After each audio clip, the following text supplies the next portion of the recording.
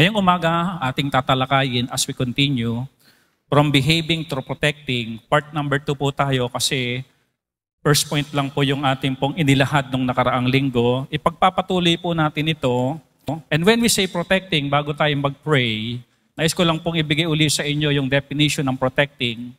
To keep secure from danger or against attack. Kapag talaga ang Diyos ang pumoprotekta sa iyo, hindi ka kayang gawin kahit ng mga impakto. Pag Diyos ang pumoprotekta. Kaya mahalaga po na tayo naman ay sumusunod sa kalooban ng Diyos. Baka hindi proteksyon ang ibigay ng Diyos, baka palo. No po? Kaya mahalaga na naglilimi-limi tayo araw-araw, Panginoon, kalooban mo pa ba itong aking iniisip? Kalooban niyo pa po ba itong aking ginagawa? Kalooban niyo pa po ba, Panginoon, itong aking sinasabi? Kalooban niyo pa po ba, Panginoon, itong aking reaksyon? Back to the Bible po tayo. Balik po tayo sa Bible para ma-check natin kung tayo ba ay nasa kalooban pa ng Diyos. Ako'y naniniwala na talagang mangungusap ang Diyos sa pamamagitan ng Bible. Kung ano yung tama at kung ano dapat nating ipinamumuhay. Kaya lagi po tayong babalik sa Bible. Lagi tayong magbabasa ng Bible, maikinig ng mga mensahe. Yung mga biblical, kasi sa social media ngayon, marami nang umiikot na mga katuruan na si Yahweh daw ay evil. Si Satan, no? Ako'y natutuwa doon sa mga group ng mga taga San Miguel, talagang masusi silang nag-aaral. Kapag po araw ng Sabado sa kanilang prayer meeting, bigayan at pukulan sila ng mga latest na mga doktrina na mali naman, at kanila itong pinangangatwiranan in the light of the scripture na talagang mali. Kaya po, listen carefully. Kapag meron po kayo napainggan sa social media o napanood o nabasa na kakaibang mga doktrina, huwag po kayong mahiyang magtanong sa pastor nyo. Huwag nyo pong kip-kipin sa puso nyo na sabi, parang tama ito pero hindi ituturo sa church namin. Huwag pong ganun. Huwag kayong uupo dyan na meron kayong bit-bit na kakaibang turo na hindi nyo po sasabihin. Delikado po yan. Baka habang nagpipreach yung pastor nyo ng katotohanan, sabihin nyo, ay hindi ganun yung katotohanan na nabasa ko Okay, magko-contradict na po yun. Kaya hindi po mahalaga po na magtanong. Okay, mahiyang magtanong kung may sagot ba sa tanong na ito. Okay. Tayo po tayong lahat. Tayo po muna yung manalangin. Ama naming Diyos na makapangyarihan sa lahat, we are here to glorify your name. We are here to worship you. At narito kami, Panginoon, para painggan ang inyong boses, ang inyong mensahe sa umagang ito. Na tunay nga, Ama, na nangangailangan kami ng feeding. Nangangailangan kami ng maturity. Nangangailangan kami ng rebuke. Nangangailangan kami ng correction at nangangailangan kami, Panginoon, ng encouragement mula sa makapangyarihan niyong salita. Pangunahan po ang inyong lingkod ng banal na Espiritu. Dahil ang hiwalay sa inyo ay walang magagawa. Maglupasay man kami dito. Kaya, Panginoon, kami po ay nanghihingi ng inyo pong gabay. Nanghihingi po ng empowerment ng Holy Spirit. Nanghihingi, Panginoon, ng pagbubukas ng aming puso't isipan sa paikinig ng saganang inyong salita. Wala rin, Panginoong, lihim sa inyo kung kami, Panginoon, ay nababalot ng aming mga kasalanan, ang aming puso't isipan. Ngayong umaga, Panginoon, palayain nyo kami, patawarin nyo kami, at maging karapat-dapat ang bawat isa sa amin sa paikinig ng inyong mensahe. Salamat ng marami, Ama. Ito'y panalangin namin sa inyo. In Jesus' name we pray. Amen! Okay, upo na po tayong lahat. Recap po muna tayo. Kailangan ni David ng matinding proteksyon. Isa sa ginamit ng Diyos, yung number 1S is Saul's son, and that is Jonathan. Ngayon po, ganito po ang naging senaryo. Nung mabalik na si David sa serbisyo, ganito ang kanyang ginawa. Going back 1 Samuel chapter 19 verse 8, and there was war again, and David went out and fought with the Philistines and slew them with a great slaughter, and they fled from him. Tignan niyo po ito. Si David, ang dami niyang napatay, nakalagay sa Bible, di ba? Ang dami niyang napatay ng mga Philistine, pero siya hindi napatay. Ano ulit tawag doon? God's protection. Ang daming napatay, pero hindi siya napatay. Paglundag natin ng chapter 19, verse 9, akala natin, everything is okay na, dahil nabalik na sa palasyo si David, nandun na uli siya sa serbisyo, gumagana naman yung kanyang gift na pinagkaloob ng Diyos na mahusay sa labanan at gumana din ang proteksyon ng Diyos kay David. Akala natin everything's okay na, pero ang totoo, meron uling problema. Sabihin nyo nga po, problema. Sabay tingin sa katabi.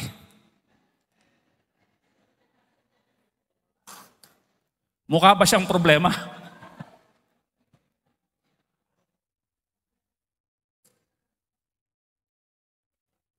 Paminsan, pastor. Pero ito, madalas. Ang totoo, mga kapatid, pagkatapos ng isang problema, may problema uli. And that is the reality of life. Magkakamali ka, Kristiyano, kung ang iniisip mo, nung maging Kristiyano ka na, magiging bed of roses na ang buhay mo. Maling kaisipan yon. Maraming ganito eh. Nung maging Kristiyano ako, akala ko, magiging okay na ang lahat. Akala ko, tuloy-tuloy na yung magandang buhay ko. Akala ko, tuloy-tuloy na yung magandang trabaho ko. Akala ko, magiging tuloy-tuloy na yung relationship ko sa asawa ko. Akala ko, magtutuloy-tuloy na yung pagiging mabait ng mga anak ko. Akala ko, magtutuloy-tuloy na magiging active kaming mag-asawa kasama ang mga anak. Akala mo lang yon. Are you listening? Ang totoo, from time to time, may labanan. Ang usapan lang dito, susuko ka ba o hindi ka susuko? Hindi ka kayang pasukuin ang anumang problema kung marunong kang magtiwala sa Diyos. Kasi mga kapatid, kung magiging okay na ang lahat pagkatapos mo maging Kristiyano, hindi mo na kailangan mag-church. Hindi mo na kailangan mag-pray. Hindi mo na kailangan makinig ng preaching. Hindi mo na kailangan ng Bible. Hindi mo na kailangan yung mga kapatid mo na dumanas din na matinding pagsubok at eto siya ngayon nakatayo at pwede siyang magpayo kung ano ang gagawin mo sa pinagdadaanan mo ngayon.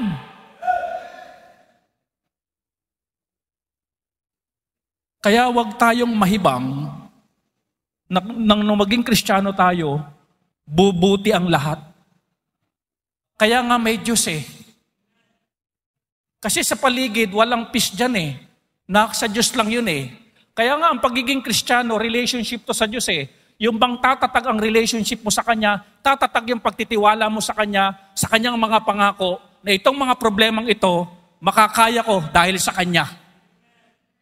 Ang isa sa pinakamapalad sa bundong ito, yung Kristiyano, bakit po? Meron po siyang Diyos. Namang problema ka, tapos wala kang Diyos, masaklap ang buhay mo. Ngayon, namang problema ka, si Kristo nasa puso mo na. Ang backup mo, langit. Sabihin nyo nga po, langit. Kaya lang kuminsan, nadadala tayo ng ating mga emosyon sa mga nangyayari sa buhay natin. Masyado tayong nagdadramang bukid. Pero mga kapatid, alam niyo po ba, sabi ng Bible na ang ating emotion is madaya. Dinadaya ka ng damdamin mo kapag may nangyayaring hindi maganda sa buhay mo para hindi mo na paniwalaan ang Kristyanismo o si Kristo. Sabi nga ng isang pastor ang Kristyanismo ay totoo, hindi dahil sa mga Kristiyano, kung hindi dahil kay Kristo. Totoo po yun.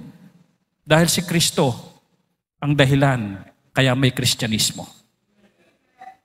Okay. Ngayong umaga, may problema ka ba? O natakot ka sa mga sinasabi ko? Are you listening? Tignan niyo po si David, listen carefully. Si David wala namang ginagawang sumusunod sa kalooban ng Diyos. But listen to this, pagkatapos ng mga bagay na ito, akala ni David, everything's okay na. Alam niyo po ba kung bakit ibinibigay ng Diyos ang kahirapan? Kung bakit ibinibigay ng Diyos ang problema? Yung kasalatan, yung sakit, alam niyo ba ang dahilan yan? Kapag na-overcome mo yan, maganda magiging kwento mo at patotoo bilang Kristiyano. Sabi nga si AJ po, makitayo ka nga AJ. Yan, si AJ. Opo na, salamat po. Si AJ po ay tinawagan na po ng chip ng net. Ewan ko lang kung tatanggapin niya yung alok. Kasi bihirang tatango yan Depende yan kung magkano alok di ba? Di basta-basta batang yan. Mapunta tayo kay AJ. Salamat po sa Panginoon dahil nakapagpag-graduate na yung Minus family at si AJ nga po yon. At binabati rin natin yung mga magulang na nakapagpatapag ng mga anak nila. To God be the glory. Balik tayo kay AJ. Si AJ po, noong nakaraang kaarawan ko, humingi siya ng picture sa may bahay ko. Ang ibinigay ng may bahay ko na picture yung naka-military attire ko. Yung bang parang susugod sa China. Kaya niya pala hiningi, gagawa pala siya ng portrait. Sabihin niyo nga po, portrait. Charcoal ba tawag doon? Alam niyo mga kapatid, itim lang yun, di ba? Charcoal. Wala namang kulay yun Hindi katulad nito, may kulay. Sabi ni Nanay Sir, para raw sarap kagatin itong kakagawa lang, kakagatin na. Drawing siya. Alam niyo mga kapatid, ang ganda ng drawing niya. Ano nagpaganda? Yung puting papel, yung mga inilagay na itim. Yung inilagay na itim. Amen? Ganon din po sa buhay natin, ang nagpapaganda ng kwento ng buhay natin, yung mga problema na sa tingin natin ay maitim. Are you with me? Ang ganda ng naging outcome. Tinanggal nga ng misis ko yung portrait naming mag-asawa Tinanggal na ganon. Ang ipinalit yung portrait ni AJ. Amen? Pag nakita ng ichik, matatakot talagang parang kang taban, lalong parang palaban pa. Akala ni David, everything's okay na. Yung alam niyo yung hiningang malalim? Bakit natin ginagawa ko minsan yung hiningang malalim? Bakit tayo gumaganon? Tapos na ang hirap, problema, kaya tayo nakakahinga na ng try nyo nga yung ganon. Sige, 1, 2, 3. Di ba relaxing? Isa pa. Amen? Mamaya, maganda natin kasi nakapaganda na tayo. Akala ni David, tapos na ang problema. Pero ang totoo mga kapatid, hindi pa. Sabihin nyo nga po, hindi pa. Ang ganda-ganda ng chapter 19 verse 8. Talaga namang hero na naman si David. Heroic act na naman ng gimana ni David against sa kanilang mga kalaban. Kumbaga mga kapatid, sa salitang uso ngayon, pogi points na yung ginawa ni David. Ang ganda, di po Alam niyo po ba yung pagitan ng magandang istoryang isang verse lang. Paglundag ng verse number 9, tignan niyo po ito. And the evil spirit from the Lord was upon Saul as he sat in his house with his javelin in his hand. And David played with his hand. Verse number 10, di ba may problema kagad, inumpluwensyahan na naman si King Saul ng mga evil spirit or evil spirit. And then verse number 10, and Saul sought to smite David even to the wall with the javelin. Alam nyo yung salitang ito? Yung minithi, yung ninais ni King Saul sa kanyang javelin ba tawag yan? Sibat. Yun ang nasa puso niya. Tutuhugin niya si David hanggang dingding. Ibig sabihin, yung tuhog, tagusan. Akala ni David, okay na. Akala ni David, pag uwi niya ng palasyo, magbubunyi ang hari. Akala ni David, ang sasabihin ni King Saul, wow, bravo, ang galing. Pero hindi inaasahan yung ginawa ni King Saul. As we continue, but he slipped away out of Saul's presence and he smote the javelin into the wall, and David fled and escaped that night. Di ba problema na naman? May problema dyan. Pero nakita nyo, isa pang bagay na ginawa ng Diyos. God's protection. Amen? Naku mga kapatid, kung maniniwala ka lang talaga sa mga galaw ng Diyos sa buhay natin, pagtiwalaan lang talaga may problema pero kaya ka pa rin protektahan ng Diyos. Pag uwi mo ng bahay, may problema pero kaya kang proteksyonan ng Diyos. Hindi mawawala ang problema, but God can protect you.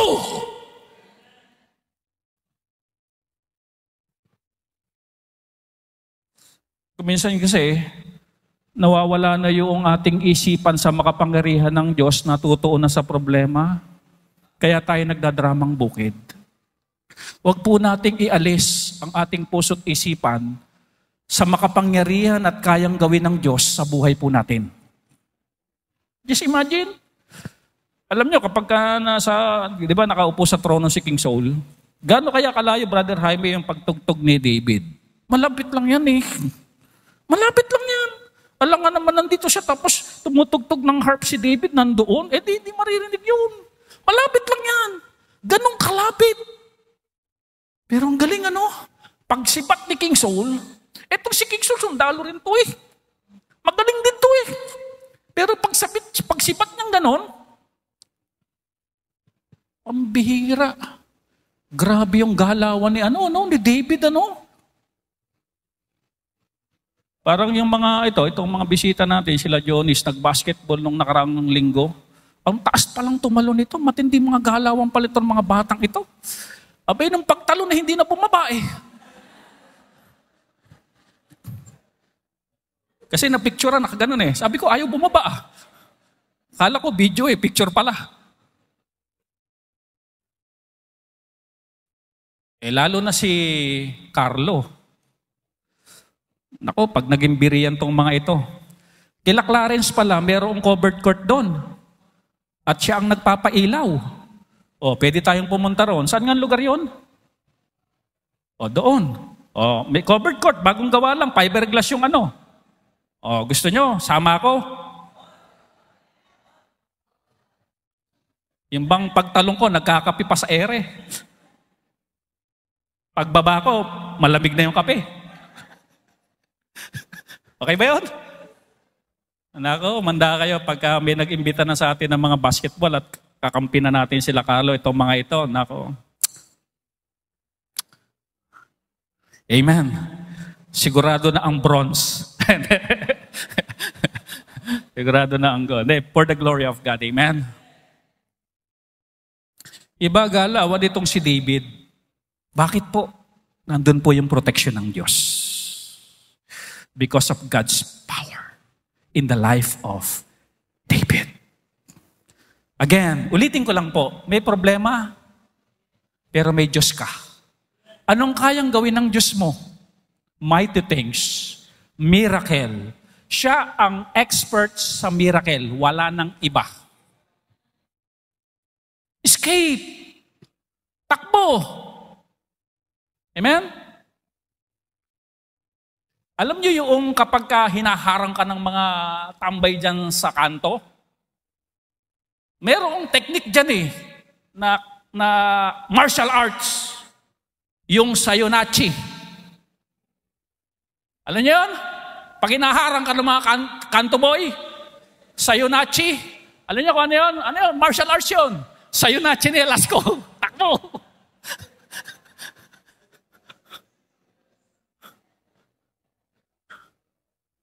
Ito ba nakita ko si Jaime?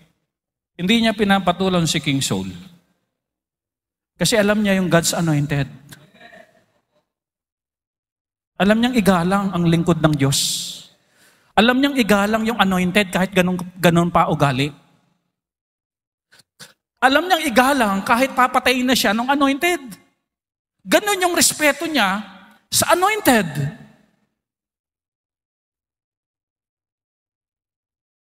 Ngayon, this time, di ba problema na naman si Jaime, hahantingin na naman si David. This time, number 2 points. Letter S ulit ito.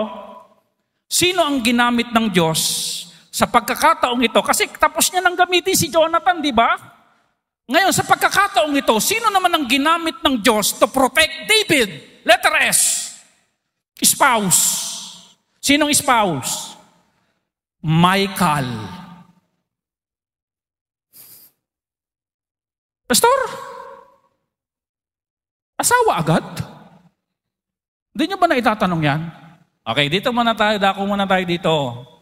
Sa paanong paraan ba nagkaasawa si David? Humingi ba siya ng sign? Kung sino ang nakalaban der, siya na.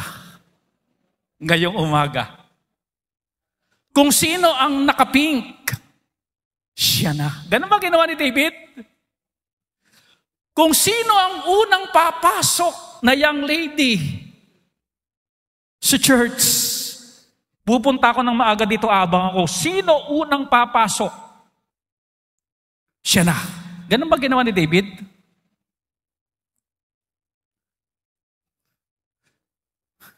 Anong ginawa ni David? Balikan natin ang mga yugto o mga kaganapan sa 1 Samuel chapter 17. Diba? I-trace muna natin kasi bigla na lang spouse nabibigla kayo Paano bang nagkaasawa si David? Ano? Pero sabi nyo nga, hindi naman siya humingi ng sign. Ano? Hindi yung, Panginoon, kung sino man yung tititig sa akin mamaya na medyo may kalagkitan, yun na. Hindi yata ganun ano? Pero alam niya yung mga in love, kanya ng mga tingin na, ang lalagkit. Tas, yung para bang titigit, parang nahihiyang ganon. Mga ganyan, mga galawan in love yung mga ganyan. Okay. Paano ba? Okay, punta tayo sa chapter 17. Noong nag-aamok si Goliath, nung panahon pa ni Goliath ito, nung nag-aamok na si Goliath, alam nyo kung bakit hindi ito nasama ng preaching ko about Goliath, kasi ito pala ang purpose ng Diyos, ngayon natin i-discuss. Okay, puntahan natin ang 1 Samuel 17, verse number 25. Basahin po natin. Nandyan pa po ba kayo?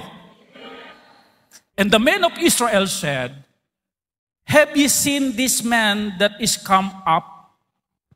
Sabi nung isang lalaki na sundalo ng Israel, nakita nyo ba yung yaan, taong yan, na come up? Sa Tagalog, ano yung come up? Yung tumayo. Kita nyo ba yan? Surely, to defy Israel, is he come up? Kaya siya ngayon tumayo, kasi naghahamon. Nag-aamok. Sino matapang ganon? And it shall be that the man who killed him, sabi ng Israelita, at andyan yung mga dalo, nandyan din si David, naririnig niya, that the man who killed him, that is Goliath, sino man na makakapatay dyan sa Goliath na yan na nag-aamok, the king will enrich him with great riches. Anong unang reward, Sir Jaime? Bibigyan ng pera, payayamanin. Pangalawa, and will give him his what? Daughter. Another thing, and make his father's house free in Israel. Yung bang free ka sa tax. Walang VAT. Walang 12% na VAT. Ibig sabihin, yung perang ibibigay ng mahal na hari, walang VAT yun. Tapos, bibigyan ka pa ng, ano ba tawag dyan? Prinsesa ba? Prinsesa? Wala yata yung prinsesa natin dito. May sakit. Ayun sa likod. Grabe yung prinsesa nating nasa likod. Oh, may sakit yan. Oh, pero nandito. Dito nagigisawan yan. Amen. Alam nyo, usapang puso lang yan eh. Kapag mahal mo talaga ang Panginoon ng gawain, no matter what happened, pupunta ka sa church to worship God, to listen to His Word. Bago tayo pumunta rito, may kwento ko. Meron pong isang hari. Hindi si King Saul, ibang hari ito. Tumatanda na ang anak niyang babae. Walang nanligaw. Maganda naman. Tingnan niyo mga young ladies natin. Kasi, natatakot ang mga manliligaw kasi nga, anak ng hari. Ang nababurden yung tatay. Pinagtutulakan na yung anak, kaya lang, pag itinulak, walang sasalo. Kasi nga, yung mga kalalakihan sa kaharian, natatakot na manligaw. Ngayon, nakaisip ang hari ng paraan para magkaroon na ng asawa ang kanyang anak. Nagbigay siya ng isang challenge. Anong challenge? Mamaya kukwento ko sa inyo, pero ganito muna. Ipinatawag ng hari lahat ng kalalakihan na single. Pinatawag niya lahat. Ay doon ang matawag na lahat, pinapunta po mga kapatid sa isang lawa na medyo malalim. Kaya lang, ang problema, yung lawa na yon, maraming buwaya. Sabi ng hari, lahat ng mga kalalakihang single diyan sa kabilang ibayo. Alam niyo ba pag sinabing sa kabilang ibayo? Sa kabilang pangpang. At nasa kabila naman yung hari at saka yung prinsesa. Sabi nung hari, sino man sa inyo, kasi ang gusto rin naman ng hari, matapang ang mapangasawa ng kanyang anak. Sabi niya ganoon, sino man sa inyo na matapang, natatawid mula dyan papunta rito, ang daming buhaya, siya ang tatanghaling mapapangasawa ng aking anak.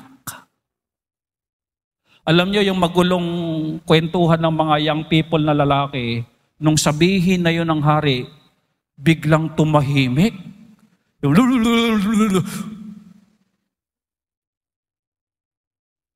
Alam niyo, miya-miya, biglang nabulabog yung mga buhaya.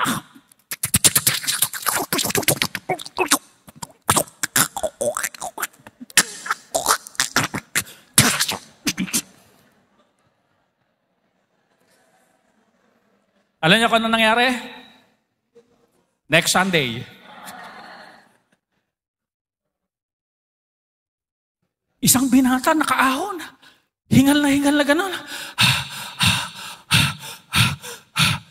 Sabi ng hari, binata, binabati kita. Ikaw ang matapang na binata. Ngayon, sabi niya ganoon, ipagkakaloob ko na sa iyo ang aking anak. Matapang na binata, ano ang masasabi mo?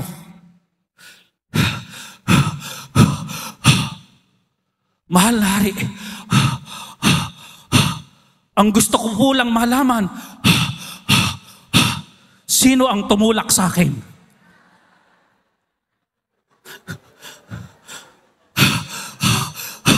Muntik na ako doon Naitulak pala. Hindi pala talaga matapang. Ay naitulak lang. No choice. Kundi lumangoy. At huwag makain ng buhaya. Amen? Amen, mga young people.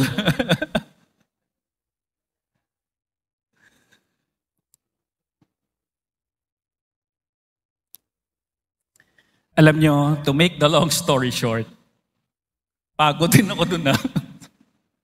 To make the long story short, we know the story, napatay ni David si Goliath. Ano premyo? Kayamanan, daughter niya, free sa tax.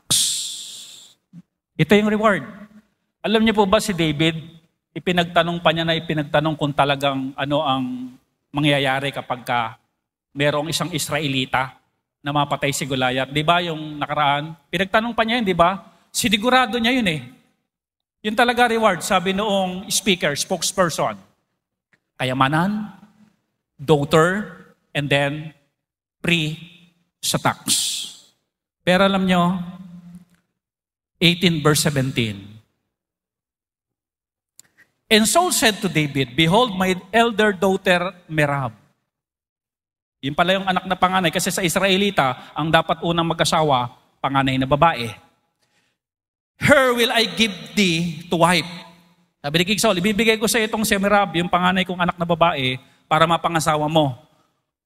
Only be thou valiant for me, and fight the Lord's battle, for Saul said, let not mine hand be upon him, but let the hand of the Philistine be upon him.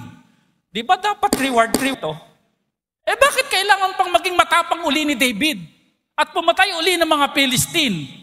Ang nasa utak kasi nitong si King Saul, ganun talaga inggit eh. Sasabihin ko lang po uli ito.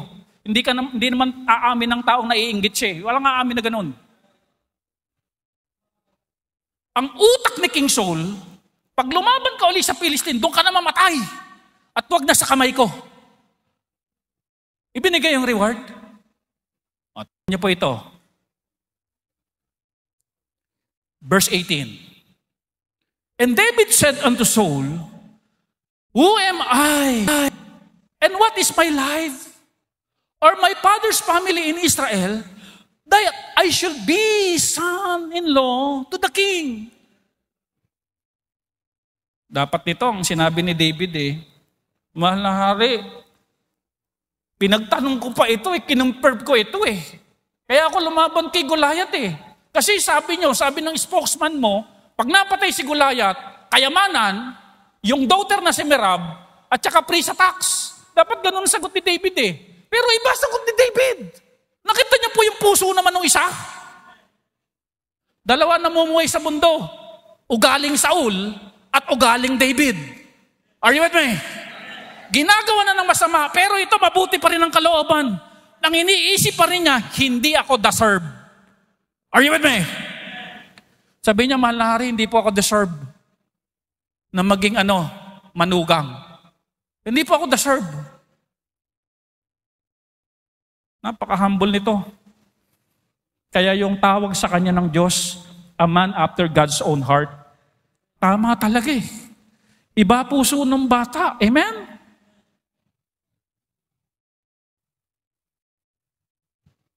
Tingnan yung ginawa pa ni Saul.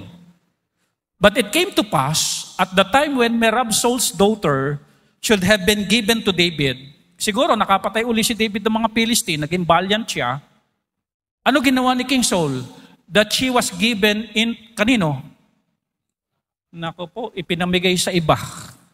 Kay Adriel, the Meholatite, to wife. Siguro mayaman to, Brother Jaime, Noong aanihin na ni David yung bunga niyang pagpapagahal, ako ang nagtanim, gumapas, nag-ani, nagbayo, at nagsaing. Parang gano'n Ngunit nung iba na ang kumain, ibinigay kay Adriel.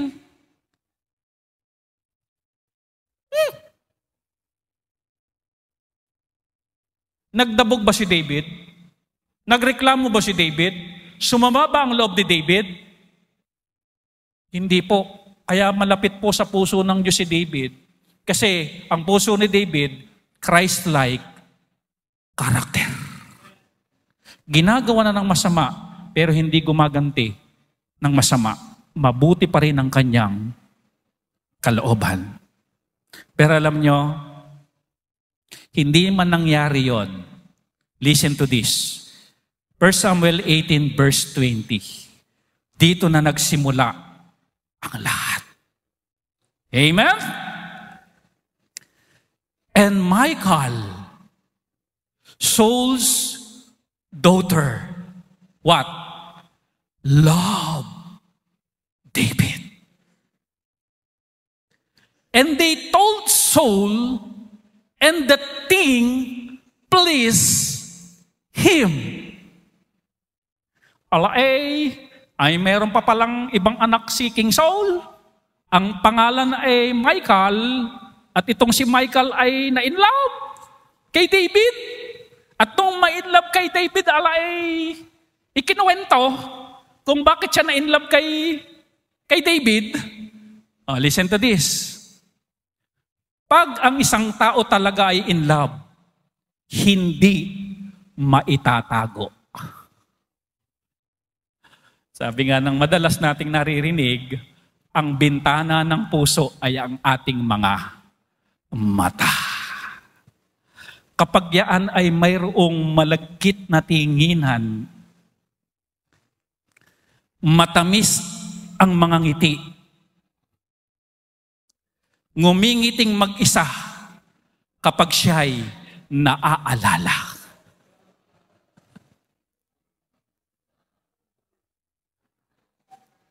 May mga ganyang moment ba kayo? Sister Nora, naramdaman niyo ba yung ganitong pakiramdam? Ikaw, Joy, naramdaman mo to?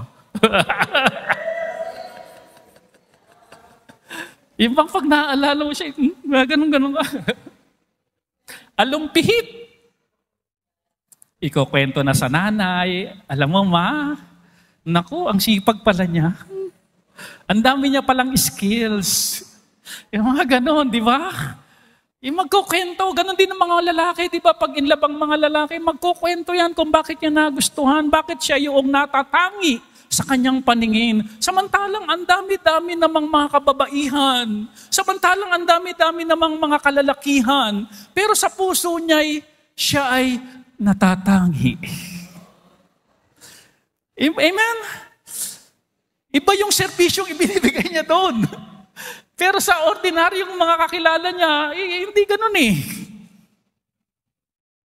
Pag siya'y nagserbisyo talaga namang may kahalong pagmamahal. Wow!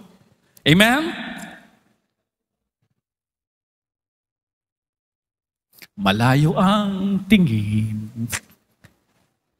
Wow, itong si Michal na in love kay David. Kaya nung kapatid kong si Ella, critical din mag-isip ito eh. Kaya siguro hindi binigay ng Diyos si Merab kay David, medyo hindi ganun kaganda.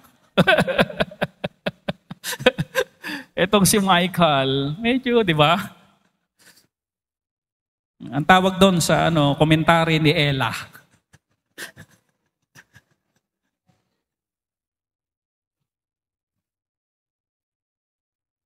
Yung bang paghiga mong ganyan, walang laman ng isip mo, kundi siya.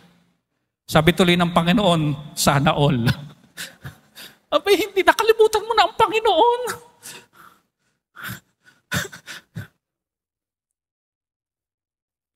Listen to this. Sa bawat makita ni King Saul na advantage to kill David, hindi niya pinapalampas. Sino ang pinagkwentuhan ni Michal about in love siya kay David? Si King Saul. Alam niyo, itong utak talaga ni King Saul, kakaiba eh. Sabi niya ganoon, ako, magandang advantage na naman to. Tignan niyo po ito. Yung pang nagkaka-inlaban nai-inlove yung anak niya, doon sa magiting na lalaking si David. Pero ito, iba isip talaga ni King Saul eh. Di ba kumisan kapag mahal ng anak mo, sa Sa umpisa, parang hindi mo kayang mahalin. Mga magulang, di po ba ganyan? O parang hindi kayo sang-ayon Kuminsan kapag mahal ng anak nyo, kuminsan ng mga magulang pero ayaw-ayaw pa kuminsan Pero dumadating din yung pagkakataon kung sino yung mahal ng anak mo, mamahalin mo na rin. Kasi ang tawag doon, no choice. Hindi. Joke lang.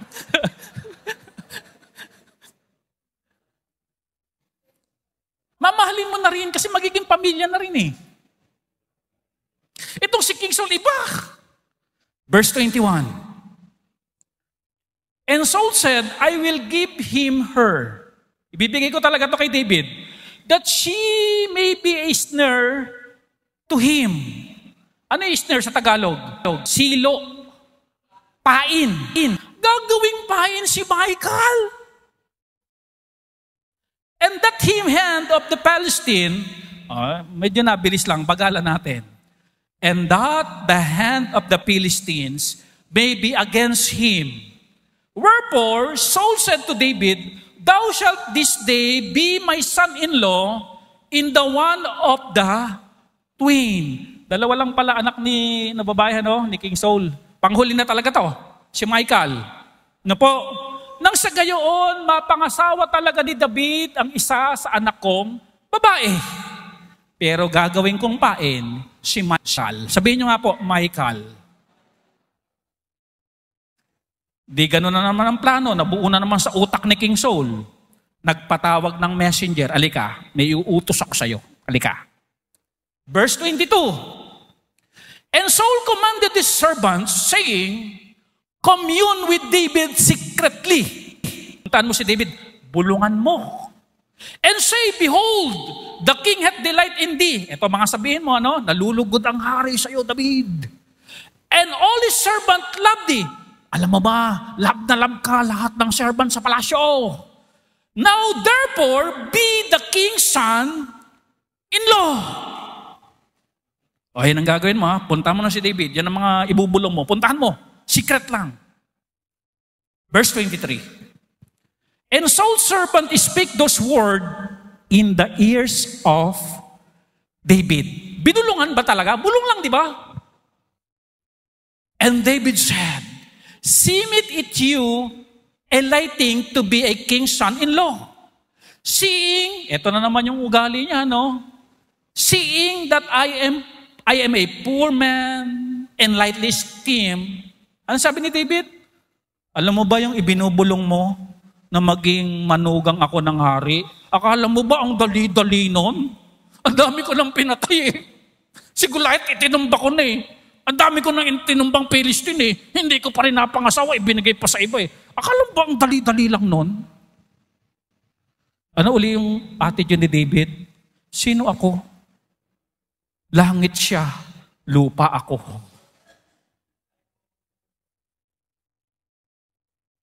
What? Hindi naman ako sikat. Di ba? Hindi naman ako mala Derek Ramsey. Di ba? O Rico yan.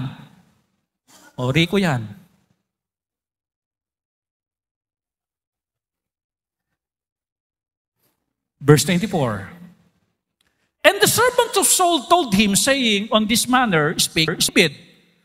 Balik yung messenger kay King Saul. Mahal na hari, mahirap lang daw siya, hindi lang madali na maging son-in-law. May inferiority complex. Yun po sabi sa akin, ayaw. Verse 25. And Saul said, Thus shall she say to David, The king desireth not any what? Dowry. Mga kapatid, mali isip nyo. Ang nasa isip nyo, inilalagay sa batlaw Hindi yun. Dowry yun. Amen? When we say dowry, yung pong may bibigay kang something na may presyo.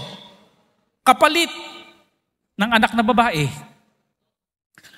But 100 foreskin of the Philistines to be avenged of the king's enemies, but Saul thought to make David fall by the hand of the Philistine.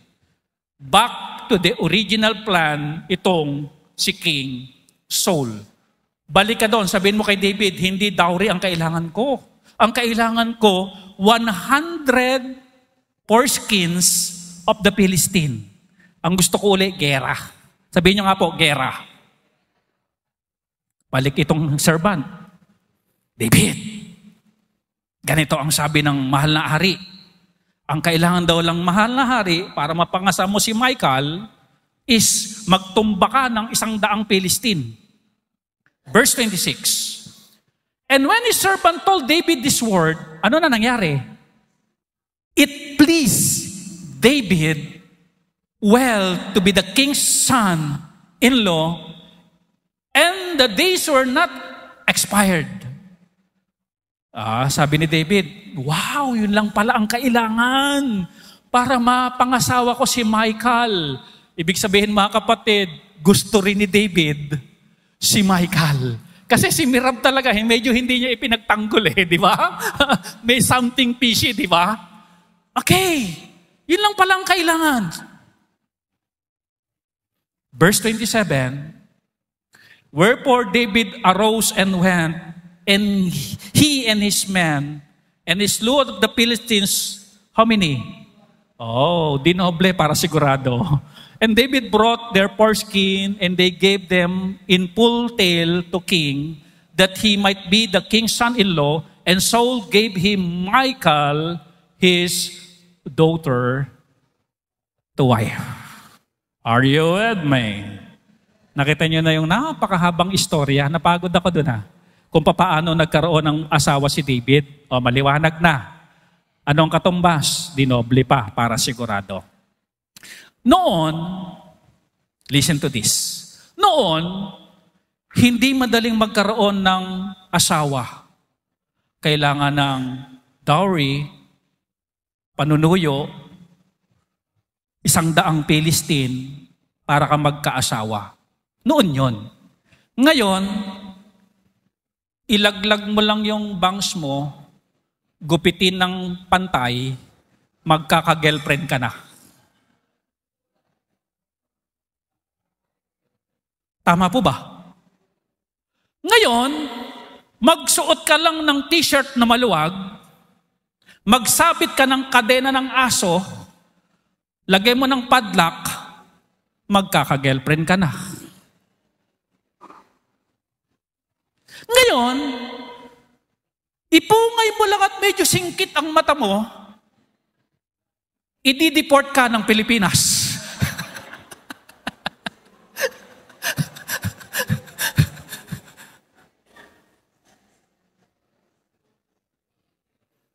Ladies, say amen, young ladies. Naku, hindi ko kayo marinig.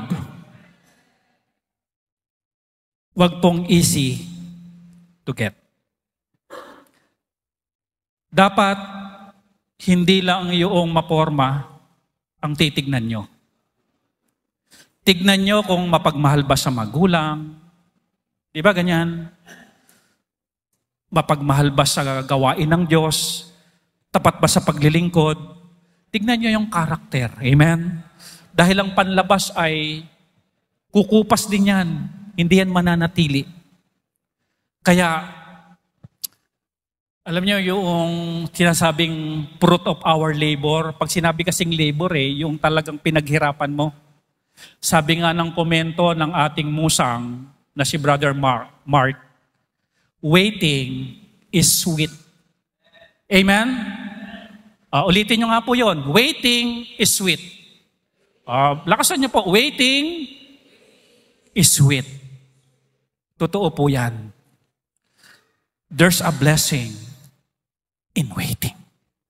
Huwag nagmamadali, huwag nag-aapura, lalo na pag pinag-usapan ang relationship. Dito sa church, alam natin na kailangan 25 years old ka, graduate ka na, nakapag-pay ba ka sa magulang, bago ka pumasok sa relationship, bago ka ligawan, bago ka manligaw. Kasi ninanais natin mga kapatid, bago kayo pumunta sa dako paroon, tumingin muna kayo sa inyong pinanggalingan. Amen? Dahil pag bumuo na kayo ng pamilya, it's so hard na mga kapatid na makapag-abot-abot sa magulang. No, pasayahin nyo muna ang inyong mga magulang. Dalhin nyo muna sa Bangkok, Thailand. Dalhin nyo muna sa Boracay. Dalhin nyo muna sa Hong Kong, balikan. Yung mga ganon. Pagka siguro nakaranas ng ganon, tapos meron silang maayos na bahay, etc. Nakapag-ipon na rin kayo ng 50 million o 50 million na ay lustay nyo hanggang gusto nyo. Pagka ganon na, anak, sige na, pinapawala na kita. No. Pero kapag ganoon na yung bigasan nyo, pag tinadyakan 17 ikot, wag muna yun.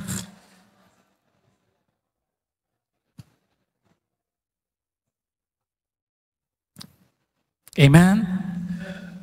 Waiting is sweet. Ganon kahirap. Bago nagkaasawa si David, pinatay si Goliath, 2 beses nakipaglabanan, tapos itong 200 nakipaglabanan uli. Tapos eto na, napangasawa na niya. Hindi ganon kadali. Masarap yung pinaghihirapan. Kaya pansinin nyo, yung mga hindi naman naghirap sa relationship, ang dali lang din nawala.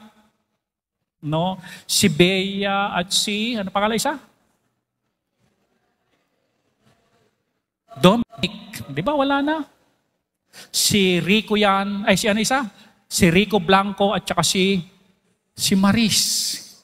Abay, huwag yun ang duktungan. Amen? Masyado na tayong showbiz. Amen? Dapat pagkayaan na talaga. Pero yung lalaruin pa, wag. May masasaktan. Amen? Ito'y paalala, hindi ko naman sinasabi na gano'n namang mangyayari sa atin. But what I'm trying to say, yung mapaalalahanan tayo at baunin natin ang paalala, malaking bagay sa buhay natin. Amen? Huwag natin yung kapag tumibok ang puso, wala ka ng iba kundi huwag ganun. Amen? Kapag kataliwas sa salita ng Diyos, amen? Mas tama ang salita ng Diyos. Okay. And then, let's go back to our text. Dito pa lang tayo magsisimula ng ating pangangaral. Introduction pa lang yung kanina. Let's go back to our text, 1 Samuel 19. Ito na naman, Sir Jaime, akala ni David, everything's okay na naman dahil manugang na siya. Ibig sabihin, may connection na siya. Kalahi na siya, kapamilya na siya ni King Saul. Akala lang niya, okay na. Pero ang buhay talaga ay punong-puno ng problema. Suffering. Verse number 11 ng chapter 19. Saul also sent messenger unto David's house to watch him. Sa bahay ni Michal at ni David, another problem, and to slay him in the morning. Paligiran nyo. Mga secret agent. Paligiran nyo yan. At patayin nyo yan sa umaga. Alam nyo yung umaga dito, yung madaling araw. Kasi tactics ito na tulog yan, madaling humihilik pa yan sigurado, madaling araw. Puntahan nyo sa bayan, patayin nyo yung David na yan. And Michal, David's wife, sino ginamit ngayon ng Diyos? Asawa niya. And Michal, David's wife, told him, saying, if thou save not thy life tonight, huwag mo nang paumagahin, David. Pag hindi mo iniligtas ang buhay mo ngayong gabi, tomorrow, thou shalt be what? Slain. Verse 12. So Michal let David down through a window, and he went and fled and escaped. Naituro ko na to sa kampe. Ganito nangyari. Ano nakalagay? David down through a window, bumaba siya sa bintana, and he went, siyempre may mga, secret agent And escape. Ganun yan eh. Amen?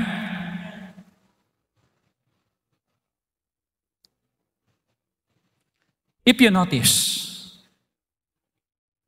ganon ang ginagawa ni King Saul kay David.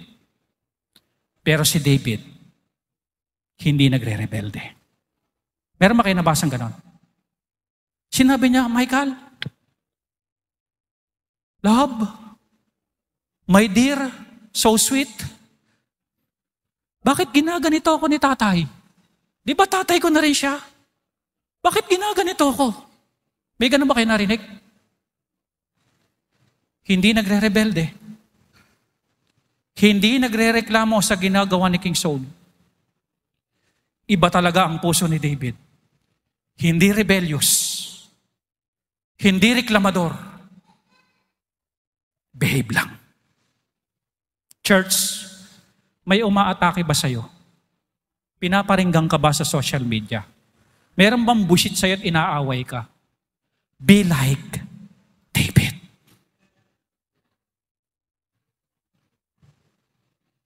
Behave lang. Dahil yung hindi mo kayang gawin na proteksyon, kayang ibigay ng Diyos sa'yo. Yung bang namumuhay ka sa mundong ito, magaan loob mo. Wala kang galit. Wala kang hatred. Wala kang murmuring. Hindi rebellious yung heart mo sa authority. Kaya nga sabi ko sa inyo, ang tamang pananaw sa posisyon, yung nasa Bible, gusto mo maging great, maging minister ka. Alam nyo, pinag-aralan ko ng mas malalim yon, yung minister. Ang ibig sabihin pala noon, kung gusto mo maging great sa kaharian ng Diyos, kung anong gift meron ka, ipag-minister mo.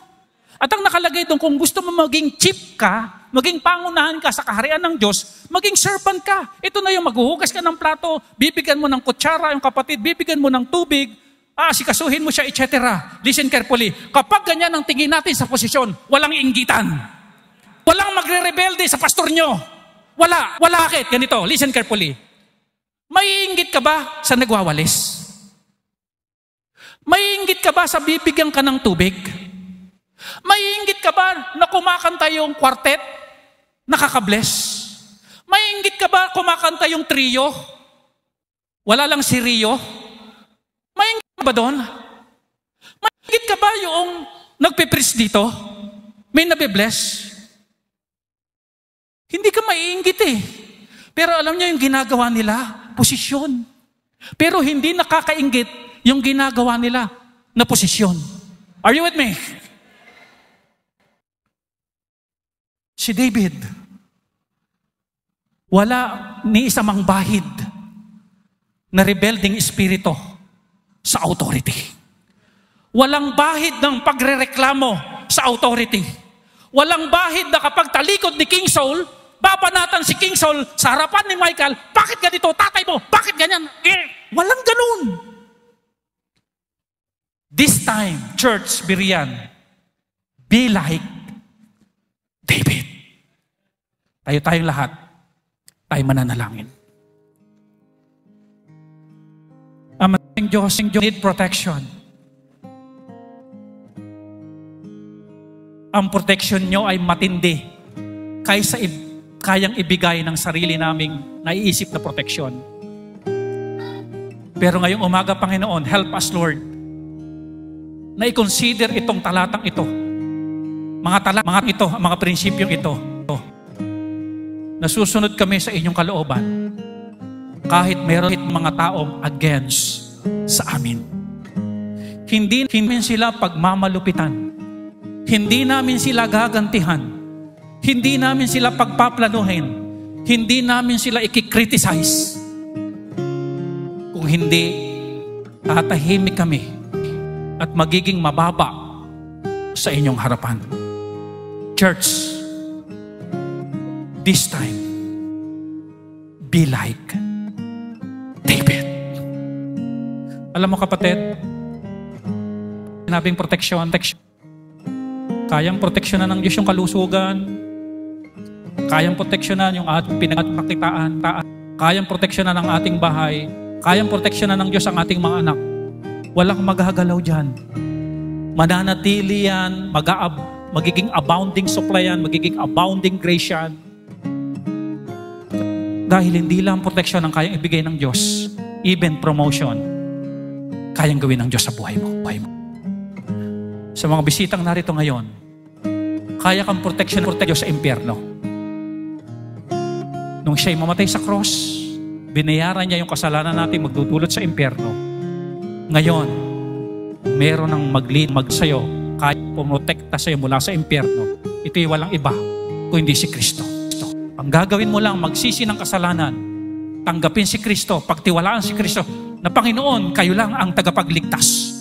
Kayo lang ang may kakayanan na proteksyonan ako mula sa impyerno sa ikalawang buhay. Lord, kayo lamang. Church, this morning, you pray to the Lord, Lord, tulungan niyo po ako na maging katulad na ugali ni David. Lord, nais ko po yun. Yung proteksyon na galing sa inyo. If that is your prayer, come on, you forward, please, and talk to the Lord. Follow the scripture. Follow the principle. And God will protect you. Nakakatakot, kapatid, kapag nawala ang proteksyon ng Diyos eh. Paano mawawala yon? Baligtarin mo. Ikaw ang maging King Saul. At huwag kang maging David. Ama naming Diyos, salamat sa istoryang ito. Muli niyong binuhay ngayon sa aming mga puso at isipan. Yung mga nangyari noon ay aral sa amin ngayon. Tulungan niyo ang mga young people. Tulungan niyo po ang mga nanay, mga tatay na maging katulad kami ni David. Meron niyang kasabihan, waiting is sweet. Hintayin namin ang kalooban mo. Hintayin namin ang pagkilos mo. Bagamat si David ay anointed na sa king, pero hinintay niya, hindi siya nagmadali na ipagkalandakan ng kanyang sarili na siya ay hari na. No. Hinintay niya ang oras mo. Salamat, Panginoon, sa inyong mensahe. In Jesus' name we pray. Amen.